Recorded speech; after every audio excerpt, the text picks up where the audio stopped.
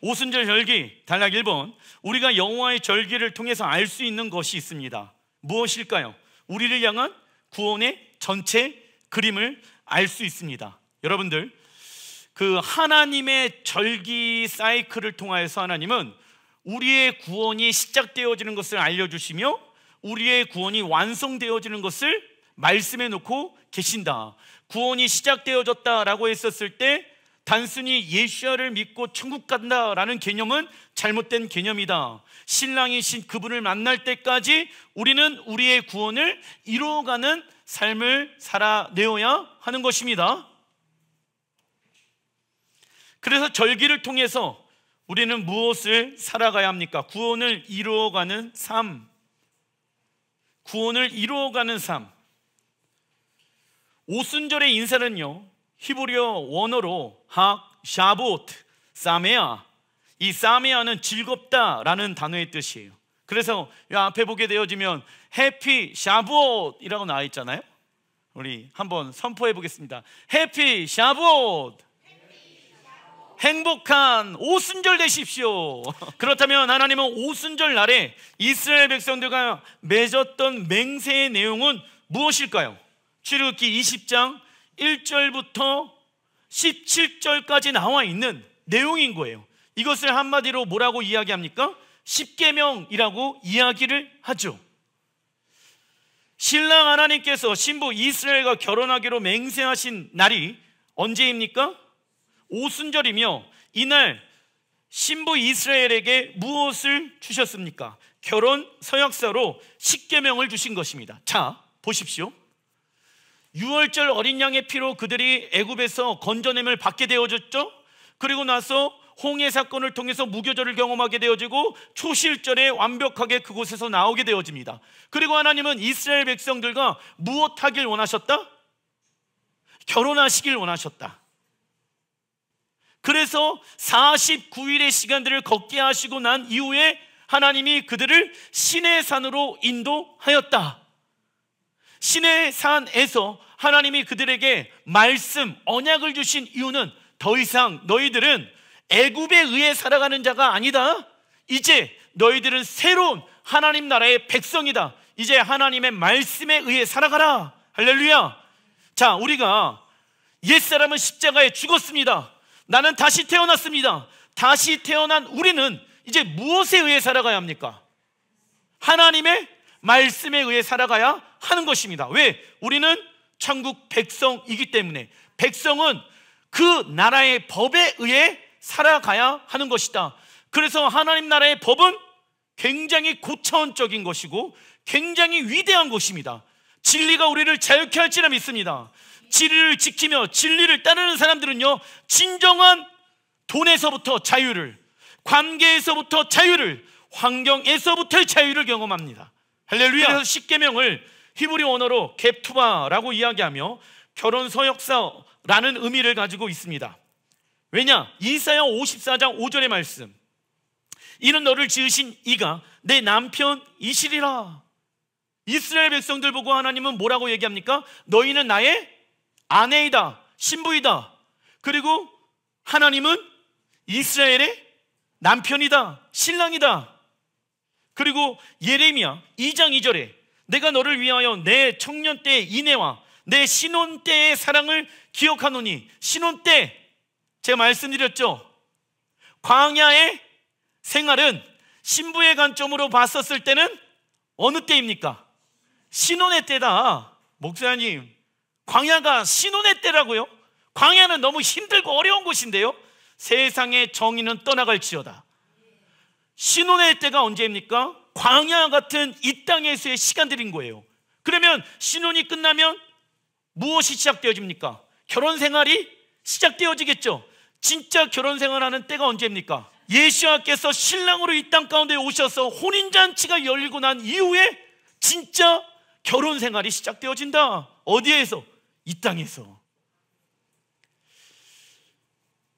그래서 십계명 안에서 신부 이스라엘이 신랑 하나님을 위하여 무엇을 지켜내는 방법이 기록되어져 있을까요? 적어놔 주십시오. 순결함과 거룩함.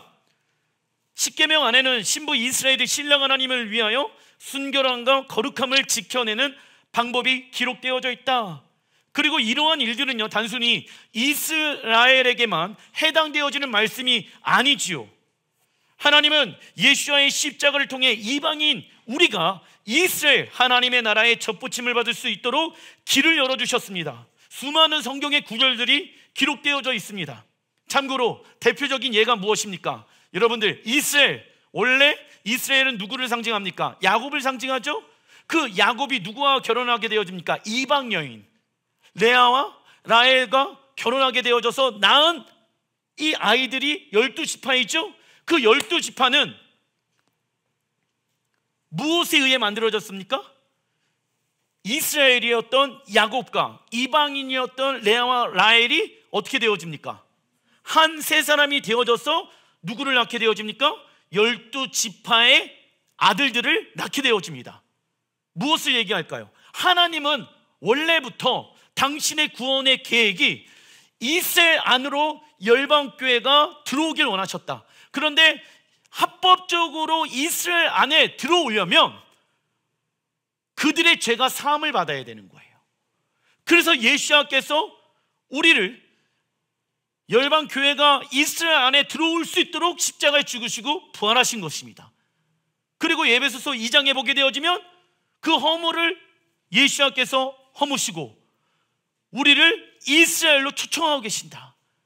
그래서 이스라엘과 열방교회가 하나가 되어졌을 때 그것을 한 세 사람이라고 이야기하고 성경에 보게 되어지면 온 이스라엘이라고 이야기하는 거예요. 그래서 하나님의 나라가 이 땅 가운데 임하게 되어졌을 때 단순히 하나님의 나라라는 이름을 사용하기보다는 하나님께서 정해놓으신 이스라엘이라는 이름을 사용하게 될 것입니다. 왜? 하나님의 말씀은 영원토록 불변하지 아니하는 말씀이기 때문입니다. 그래서 오순절 사건은요, 온 천지와 우주를 창조하시고 만왕의 왕이신 하나님께서 피조물인 누구에게? 우리에게 결혼하자고 말씀하신 역사상 전무후무한 사건입니다. 그래서 하나님은 오순절에 무엇을 부어주시길 원하십니까? 먼저 친밀한 기름 부으심. 왜? 신랑이신 하나님과 결혼하는데 그 신랑이 어떠한 분인지를 우리가 알아야 되잖아요. 자, 참고로 우리의 믿음이 언제 성장하게 되어집니까? 하나님이 어떠한 분인지 알게 되어졌을 때 우리의 무엇이 성장하게 되어집니까? 믿음. 그래서 하나님이 예수님께서 어떠한 분인지 우리가 알아야지 우리의 믿음이 성장할 수가 있게 되어지는 것이지요. 그러나 우리가 하나님과 친밀한 관계를 맺기 위해서는 먼저 무엇을 해야 합니까? 자기 부인. 우리가 자신을 부인하면 부인할수록 우리 안에는요, 무엇이 생기게 되어집니까? 하나님의 생명과 강함과 능력들이 생기게 되어집니다. 우리가 하나님의 말씀, 성령의 검을 더 단단히 움켜잡는 순간 우리 안에 있는 모든 세포와 조직들은 하나님의 능력 안에 거하게 되어지는 것이다. 하지만 우리가 십계명을 지키는 것이 힘들고 어렵다라고 하면 지금 하나님과의 관계를 먼저 확인해 봐야 합니다. 그래서 예수와는 세상의 지혜와 지식들을 부끄럽게 하실 것이며 하나님의 계명을 지키고 그 하나님 계명을 가르치는 자들은 천국에서 무엇하다? 크다, 일컬음을 받게 될 거라고 마태복음 5장 19절에 말씀하고 있습니다. 할렐루야. 무엇을 가르치는 자들은 하나님의 나라에서 크다. 하나님 나라의 계명을 가르치는 자들, 마태복음 5장 9절에 정확하게 그 계명을 가르치고 지키는 자들이 하나님 나라에 무엇하다? 크다. 할렐루야. 고대 근동에는 두 가지 결혼 방식이 있습니다. 약혼식과 결혼식이 있어요. 약혼식을 하면 법적으로 어떠한 상태를 말합니까? 결혼한 상태를 의미합니다. 그리고 결혼식 날짜는요, 신랑 아버지에 의해 결정되어지며 1년에서 2년 정도 후에 신부를 신랑 아버지가 데려오게 되어집니다. 이때부터 신부에게 가장 중요한 일은 무엇을 해야 합니까? 단장하며 신랑을 기다리는 것. 무엇을 통하여 단장합니까? 말씀을 통하여 단장하면서 신랑 예수와의 형상을 닮은 자로, 신랑 예수와를 기다리는 자로 주님 앞에 서 있어야 한다. 그래서 그 날은 오직 누구만이 압니까? 신랑이신 아버지만이 아는 거예요. 그래서 여러분들, 신부라는 히브리 원어를 보니까 칼라흐라는 단어의 뜻은요, 완성이에요. 자, 하나님의 나라가 언제 완성되어지는지 아십니까? 조건들이 있어요. 모든 민족에게 복음이 증거되어야 그제야 끝이 와요. 그런데 모든 민족의 복음이 증거되어져 끝이 오는데 동시적으로 이루어져야 될 것이 있는데, 신부가 하나님의 말씀에 의해 단장되어야지, 즉 거룩한 신부, 히브리 언어로 칼라흐가 되어야지 하나님의 나라가 이 땅에 완성되어질 수가 있게 되어지는 것입니다. 할렐루야. 그러나 우리가 신부로 단장되어지지 않는다라고 하면 하나님의 나라가 이 땅에 완성되어질 수 없습니다. 왜? 그분은 신랑으로 오시기 때문에. 요한계시록 19장 7절의 말씀을 보게 되어지면, 읽어보겠습니다. 시작. 우리가 즐거워하고 크게 기뻐하며 그에게 영광을 돌리세. 어린 양의 혼인 기약이 이르렀고, 나와있죠. 혼인 기약이 이르렀고, 결혼하는 날이 이르렀고. 시작. 그의 아내가 자신을 준비하였으므로 빛나고 깨끗한 세마포 옷을 입도록 허락하셨으니 이 세마포의 옷은 성도들의 옳은 행실이로다. 세마포의 옷을 입도록 누가 허락합니까? 신랑 예수와의 아버지 하나님이 허락하셔야지 입을 수 있습니다. 그래서 우리는 신부로 부르심을 받았고 이 땅에서 신랑 예수와를 위하여 세마포의 옷을 입을 준비를 해야 합니다. 그렇다면 이 세마포의 옷은 무엇으로 만들어졌습니까? 성도들의 옳은 행실. 이 성도들의 옳은 행실이란 무엇에 순종하는 것입니까? 하나님의 말씀. 그런데 요한계시록 16장 15절의 말씀 보게 되어지면, 읽어보겠습니다. 시작. 보라, 내가 도둑같이 오리니 누구든지 깨어 자기 옷을 지켜 벌거벗고 다니지 아니하며 자기의 부끄러움을 보이지 아니하는 자는 복이 있도다. 아멘. 자, 깨어있는 자, 깨어서 자기 옷을 지키는 자라고 말씀하고 있죠. 그렇다면 내 옷을 누가 훔쳐간대? 누가 훔쳐갈까요? 사단, 마귀가 우는 사자같이 우리의 구원의 옷을 훔쳐가겠죠. 우리의 영혼이 깨어 있을 수 있는 유일한 방법은 무엇입니까? 물론 기도하고 물론 예배드리고 하는 것도 우리의 영혼이 깨어 일어나는 거예요. 그러나 세상의 가르침을 따르지 아니하고 하나님의 말씀의 가르침을 따라가는 것이 우리의 영혼이 깨어 있을 수 있는 유일한 방법입니다. 예수야를 통하여 구원이 시작된 자는 자신의 혼인 예복을 지켜야 합니다. 그러나 어떤 이는 죄와 세상과의 타협으로 인해 혼인 예복을 잃어버리게 되어진다. 마태복음 22장 14절, 청함을 받은 자는 많되 무엇입니까? 약혼식. 예수를 믿고 구원이 시작되어졌어요. 청함을 받은 사람들이 많아요. 하지만 어떠한 사람이 적습니까? 택함을 입은 자는 적으리로다. 이 말씀은 무엇을 의미합니까? 결국 신랑 예수와를 맞이할 수 있는 사람들은 극히 소수입니다. 신랑 예수와의 결혼식에 청함을 받은 자의 숫자는 많이 있습니다. 그러나 신랑 예수와의 아버지인 하나님의 택함을 입은 자의 숫자는 적습니다. 이는 천국에 들어가는 숫자가 적다는 말씀이지요. 여러분들, 귀한 보화를 발견했습니까? 그러면 성경은 이 보화를 발견했다라고 하면은 내 모든 전 재산을 팔아서 그 땅을 사라고 말씀하고 있죠. 그 보화가 누구입니까? 신랑 예수와예요. 영원한 삶이 있다는 것을 믿으십니까? 그렇다라고 하면 우리의 모든 것은 다 누구께 되어져야 합니까? 주님의 것이 되어야, 하나님의 것이 되어야 돼요. 왜? 없어지는 이 땅에서의 것을 가지고 영원한 하나님의 나라를 위하여 우리는 단장되어지고 준비되어져야 하기 때문에, 우리는 예수와의 십자가의 은혜로 신부로 청함을 받았습니다. 그러나 우리가 하나님의 택함을 받을 수 있는지 없는지는 아직 몰라요. 그죠? 그래서 우리는 무엇을 해야 합니까? 좁은 문 좁은 길로 가는 것을 선택하는 믿음의 삶을 살아가야 한다. 그래서 우리는 어떠한 하나님 알아야 합니까? 이스라엘의 하나님이 어떠한 분인지를 알아야 합니다. 특별히 이스라엘은요, 오순절에 룻기를 읽습니다. 그 이유에 대해서 알아보겠습니다. 단락 2번, 룻기의 시대적 배경은요, 사사 시대이며 엘리멜렉과 나오미 집안의 이야기입니다. 이스라엘 기근이 임하게 되어졌을 때 엘리멜렉과 나오미는 그 두 아들 말론과 기론과 함께 모압 땅으로 떠나게 되어지며 두 아들은 모압 여자 룻과 오브라와 결혼하게 되어진다. 그러나 나오미의 남편 엘리멜렉과 두 아들은요 갑자기 모압 땅에서 죽게 되어집니다. 그리고 시어머니 나오미는 이스라엘로 돌아오기로 결정하고, 왜? 남편들이 죽어. 내가 기근이 있더라도 그 약속의 땅을 떠나지 말아야 되는데 내가 떠나서 이러한 일이 있구나라고 생각을 하면서, 왜? 하나님은 약속의 땅을 떠나지 말라고 말씀하고 계셨거든. 그래서 나오미가 그 모압 땅을 떠나게 되어집니다. 그러면서 두 며느리에게, 원래 모압 여인이잖아, 그냥 너희는 모압 땅에 남으라고 말합니다. 이때 두 며느리는요 서로 다른 이야기를 합니다. 어머니께서 죽으시는 곳에 나도 죽어 거기에 묻힐 것이니라. 왜? 자, 여러분들, 부활신앙은 어디에서부터 있었습니까? 자, 애굽에서 요셉이 애굽의 총리가 되어졌을 때 그 자손들에게 하나 약속하지요. 내 뼈를 가져가라.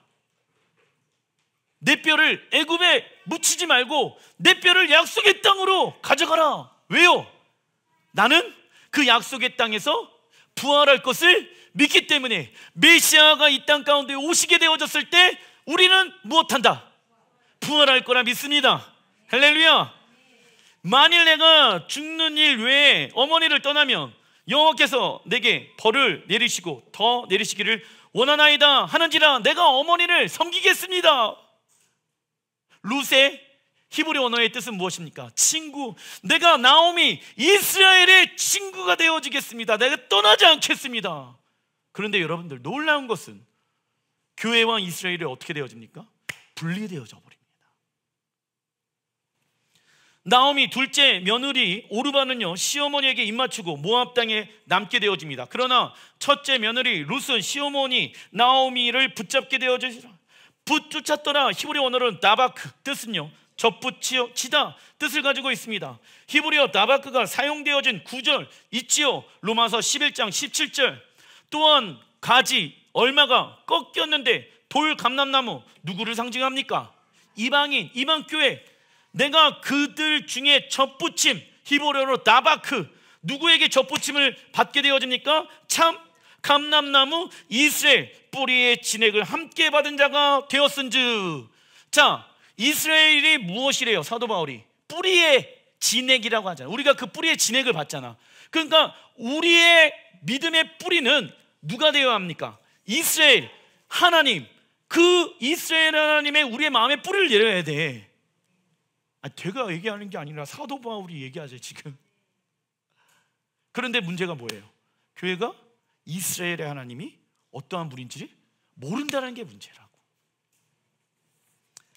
하나님은 예수와의 십자가를 통해 이방인이 이방교회가 이스라엘에게 접붙임을 받을 수 있도록 길을 열어주셨습니다. 이처럼 룻은 이방인이지요. 룻은 나오미 이스라엘에게 접붙임을 받는 존재라는 것을 무엇으로 취하게 되어집니까? 믿음으로 취해요. 예시야를 믿음으로 말미암아 우리가 이방인이었지만 이스라엘의 접붙임을 받죠. 무엇을 통해? 믿음을 통하여. 그런데 그 믿는 믿음이 단순히 나는 어머니 하나님이 나의 하나님이 되어야 합니다, 믿기만 하면 됩니까? 안 됩니까? 따라가야 되는 거예요. 순종이 나와야 하는 거야. 충성함이 나와야 하는 거야. 그래서 히브리 언어로 믿음은 에무나, 그 에무나의 단어의 뜻은 충성과 신뢰의 단어의 뜻을 가지고 있다. 룻은 어머니의 백성이 나의 백성이 되어지고 어머니 하나님이 나의 하나님이 되어야 한다라고 고백합니다. 즉 어머니의 백성이 나의 백성이 되고, 이 말의 히브리어 의미는요 나는 먼저 이스라엘 백성이 되어야 합니다 의미를 가지고 있으며, 그리고 어머니의 하나님이 나의 하나님이 되시리니, 이 말의 의미는 그리고 나서 나는 하나님 나라의 백성이 될 수 있습니다 라는 의미를 가지고 있습니다. 룻은 하나님 나라의 백성은 이스라엘과 분리시켜 말할 수 없는 것을 지금 강조하고 있는 것입니다. 그래서 룻은 이스라엘과 연합하기 위하여 어떠한 선택을 한 것이다? 믿음의 선택. 사랑하는 가족들, 고향 땅을 떠나야 했으며 시어머니를 따라간다라고 해갖고 자신의 형편이 좋아지는 것이 맞습니까? 아닙니까? 아니에요. 그럼에도 불구하고 하나님의 나라의 일을 생각하며 이방인으로 이스라엘과 접붙임을 받는 삶을 선택하게 되어집니다. 이처럼 이 시대에 교회가 이스라엘을 위하여 정렬되어진 삶을 살아가는 것이 쉽지 않을 수도 있지요. 우리는 자박과 절기를 지키지 않는 잘못된 신앙생활과 성경을 해석하는 잘못된 신학적 대체 신학의 관점, 그리고 전 세계 가운데 퍼져 있는 반유대주의를 십자가에 버려야 합니다. 그래서 교회는 이 시대를 쫓아가는 것이 아니라 룻처럼 이스라엘의 하나님을 쫓아가야 합니다. 그리고 룻의 히브리 원어의 뜻은 친구입니다. 즉 이방 여인 룻은 이스라엘의 친구가 되어 준 것입니다. 그러나 문제가 있죠. 둘째 며느리 오르바는요, 이방인이었는데 이스라엘을 선택한 것이 아니라 무엇을 선택합니까? 모압을 선택해요. 우리 또한 오르바처럼 동일한 실수를 범하면 안 되는 것입니다. 룻기 1장 21절, 나오미가 모압 지방에서 그의 며느리 모압 여인 룻과 함께 돌아왔는데 그들이 보리 추수 시작할 때에 베들레헴에 이르렀더라. 아멘. 왜 베들레헴에 이르렀을까요? 왜? 예수와께서 어디에서 탄생하셨습니까? 베들레헴. 근데 그 베들레헴에서 탄생하시는데 그 예수와는 누구의 가문을 따라왔습니까? 다윗의 가문. 그런데 다윗의 할머니는 누구야? 룻. 그런데 어느 때 베들레헴으로 들어옵니까? 보리 추수 시작할 때. 보리 추수 시작할 때 언제일까요? 초실절 오멜게스 첫째 날. 왜 그러한 일이 일어났을까? 야, 모압 여인이었던 룻아, 너는 십자가에 다 끝났다. 예수아가 부활하게 되어졌을 때 너도 부활의 생명을 얻은 자이다. 왜? 초실절이 예수아의 부활했대잖아. 그래서 이스라엘 안으로 들어오는데 정확하게 초실절 날에 들어가요. 나오미는 룻과 함께 이스라엘 땅으로 돌아가게 되어집니다. 그런데 이 시기가 보리 추수 시작할 때라고 말합니다. 하나님의 절기 가운데 보리 추수 시작할 때가 언제입니까? 초실절. 초실절은 추수의 첫 열매를 하나님께 드리는 절기이다. 그래서 예수와는 초실절의 예언을 성취하기 위해 부활의 첫 열매로 하나님께 드려졌습니다. 이처럼 이스라엘 나오미와 이방인 룻이 초실절에 돌아온 것은 어떠한 사건과 연결되어져 있습니까? 예수와의 죽음과 부활 사건을 통하여 열방이 이스라엘 접붙임 받을 것을 지금 예언하고 있는 거예요. 룻기 2장 1절 시작. 나오미의 남편 엘리멜렉의 친족으로 유력한 자가 있으니 그의 이름은 보아스더라. 보아스도 이스라엘 사람이죠. 이스라엘로 가게 되어진 룻은 늙은 시어머니 나오미를 본향하기 위하여 충성하고 사랑해요. 그리고 보아스의 보리밭에서 가서 추수하고 난 이삭을 줍기 시작합니다. 룻이 시어머니 나오미에게 보여준 사랑과 충성은 무엇을 보여준다? 이스라엘 하나님을 향한 사랑과 충성된 모습을 보여주고 있는 것이에요. 왜? 이스라엘의 하나님을 내가 섬기기 위해서는 누구를 섬겨야 합니까? 이스라엘을 섬기는 거예요. 그런데 룻이 하나님의 나라를 선택해서 받게 된 것은 무엇이었습니까? 고난. 룻이 하나님의 나라를 선택해서 받게 된 것이 행복이에요? 고난이에요? 고난이었어. 우리도 이제 이스라엘로 정렬합니다 라는 순간부터 고난. 고난의 길로 들어왔다. 고난이란 무엇입니까? 시작. 하나님의 말씀에 순종하는 방법을 배우는 시간입니다. 아멘. 참고로 하나님이 없는 삶의 성공과 행복은 절대적인 것이 맞다니다. 하나님이 없는 삶의 성공과 행복은 불행이다, 저주이다. 저는 그렇게 생각합니다. 그리스도인의 정체성이란 시작. 하나님은 나를 사랑하시고 나는 하나님을 사랑합니다. 그러므로 나는 성공한 자입니다. 하나님 나라에 누가 성공한 자입니까? 하나님의 사랑을 받고 있는 내가 성공한 자 아니겠습니까?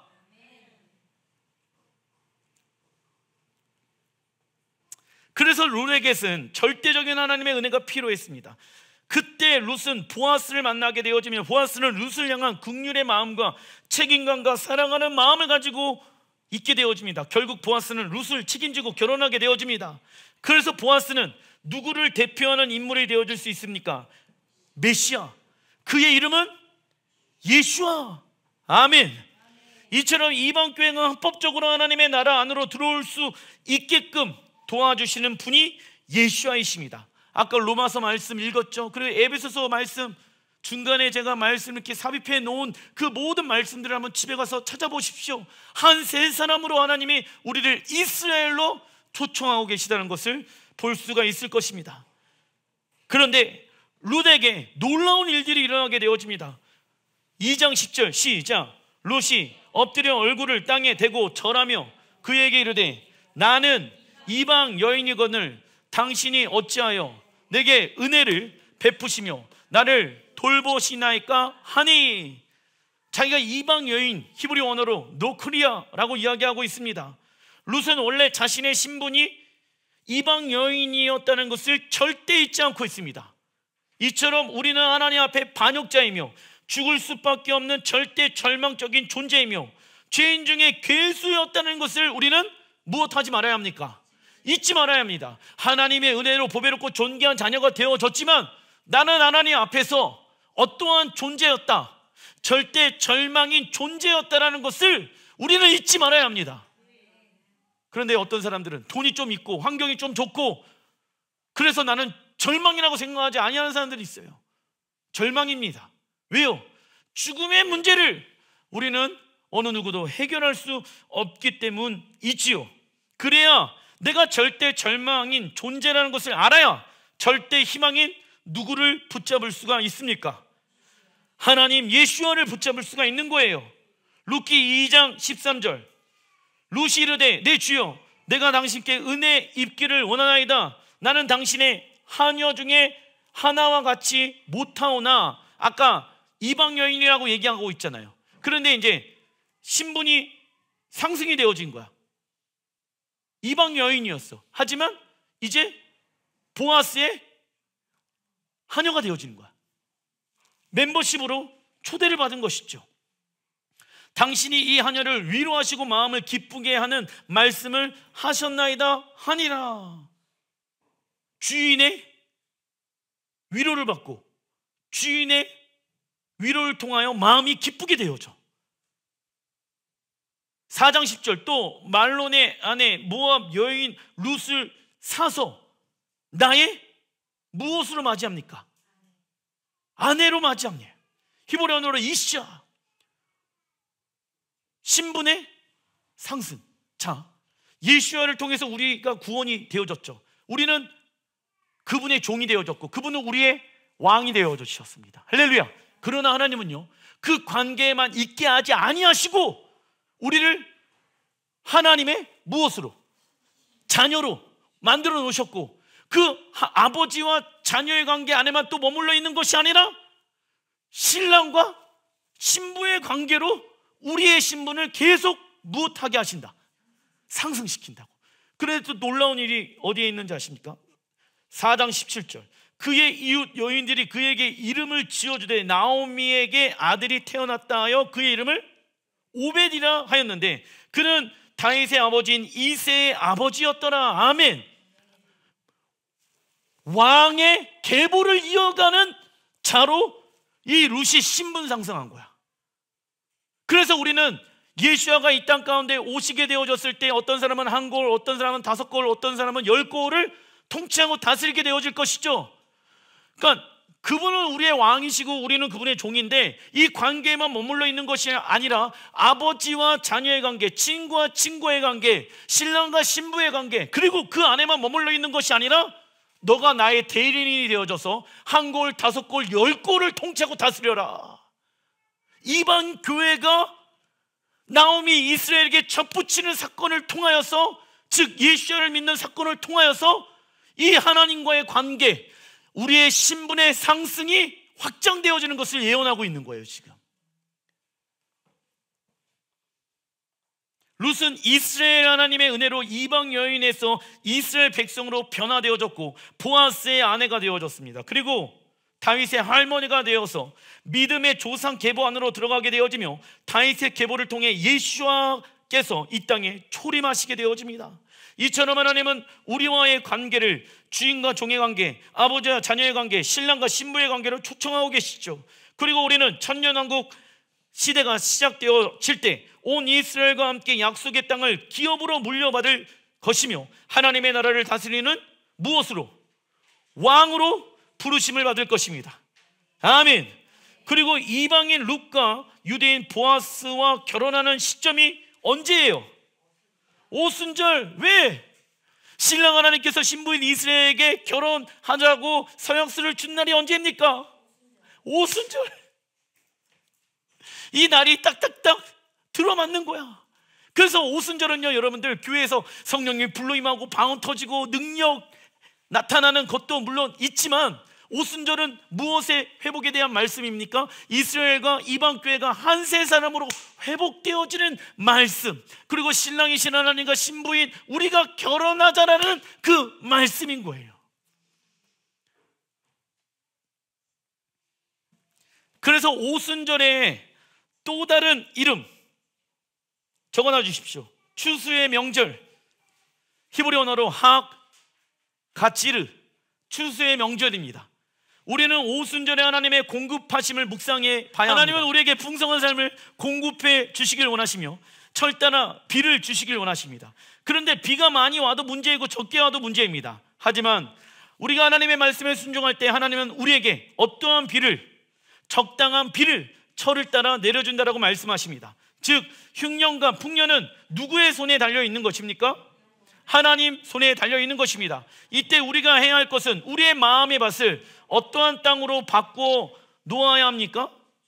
좋은 땅으로 만들어야 한다. 그리고 착한 마음.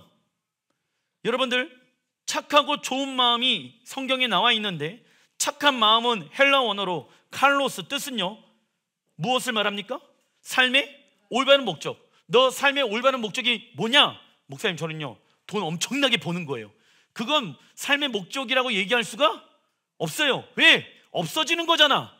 우리의 목적은 영원한 것이 되어야 합니다. 그래서 그리스도인의 인생의 목적은 적어놔 주십시오. 신랑 예수와의 형상을 닮아가는 것. 우리의 삶에 우리가 존재하는 목적, 우리가 신앙생활하는 목적은 신랑 예수와의 형상을 닮아서 신랑이신 예수와와 이 땅에서 영원토록 살아가는 것이 우리의 삶의 목적이 되어야 합니다. 하나님의 형상을 닮아갈 수 있는 유일한 시간은 어디에서의 시간이다? 이 땅에서의 시간이다. 그리고 좋은 마음, 헬라어 원어를 보니까 아가데, 뜻은요 하나님 나라를 완성하기 위해, 하나님의 나라를 완성하기 위해서 우리의 삶 가운데 해야 할 것이 있습니다. 권리 포기하는 삶. 권리 포기의 삶은 단순히 단념하고 잃어버리면서 살아가는 것이 아닙니다. 어떤 사람은 권리 포기하게 되어졌을 때 힘들어, 어려워, 지쳐, 무거워 이렇게 생각합니다. 아니에요. 잘못된 정의는 예수의 이름으로 떠나갈지어다. 더 귀한 가치, 보물을 발견했을 때 그것을 취하기로 결정하는 것이 무엇입니까? 권리 포기의 삶입니다. 그런데 사단은요 잘못된 정의가 우리 안에 중심 가운데 있길 원하고, 야 권리 포기하면 힘들어, 계속 그 권리 포기하는 것을 힘들고 어려운 문제로 접근하고 있다고. 그러나 여러분들, 진리가 우리를 자유케 합니다. 다른 것이 우리를 자유케 할 수가 없습니다. 한 알의 밀알이 땅에 떨어져 죽어야 많은 열매를 맺을 수가 있지요. 우리의 자아를 날마다 십자가를 못 받고 부활의 생명 가운데 거해야 합니다. 땅은 무엇합니까? 정직합니다. 무엇을 심었느냐에 따라 열매가 나타난다. 사랑하는 성도 여러분, 오순절은 하나님께 첫 열매를 드리는 날입니다.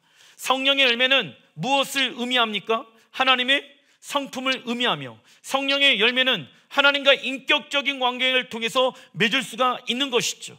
그러나 오순절 절기에 하나님께 드릴 아무런 열매가 없다라고 하면은 우리의 인생 가운데, 우리의 내면 가운데, 생각 가운데, 중심 가운데 성령의 열매가 없다라고 하면은 우리는 무엇을 해야 합니까? 회개를 해야 합니다. 왜냐하면 갈라디아서 5장 17절에 읽어보겠습니다. 시작. 육체의 소욕은 성령을 거스르고 성령은 육체를 거스르나니 이 둘은 서로 대적하므로 너희가 원하는 것을 하지 못하게 하려 함이니라 말씀합니다.